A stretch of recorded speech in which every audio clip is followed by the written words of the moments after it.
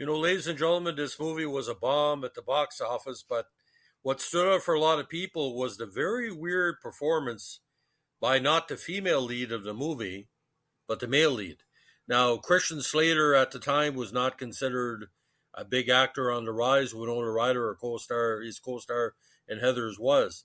But Christian Slater playing the JD, the darkly motivated catalyst of the movie, sort of like a teen angst dark comedy, played the whole character like a young Jack Nicholson. Now, when Jack Nicholson was young, he didn't act like Jack Nicholson. Jack Nicholson is more of a middle-aged adult version of himself. But Christian Slater, for whatever reason, decided to do it. Now, Heathers was a bomb at the box office, did very well on VHS. It was one of the late VHS successes, and on DVD it did quite well as well.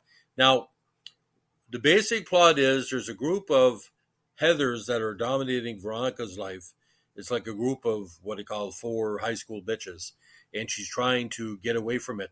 Now, in an early scene, it's confirmed she's pretty well a genius, saying that they're going to put her head from grade school to high school because of her IQ. Now, there's the Winona Ryder character is quite strong. Veronica, she narrates a lot of the movie.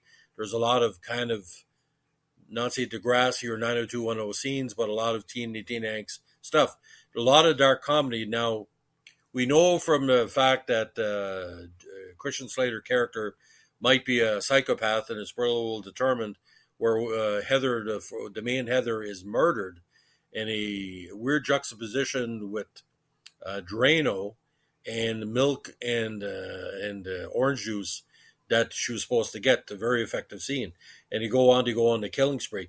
Now, if you don't know who Christian Slater is, and maybe you only know Winona Ryder from Stranger Things, this is probably the peak of Winona Ryder's career as kind of a gothic, dark teenage character.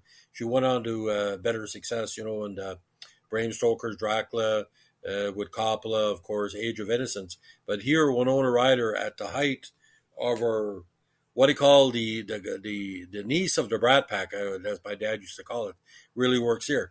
Now, the reason why the movie is so effective, because you could go back to it, I think for a lot of people, this was their first, what do you call, teen movie that they saw after,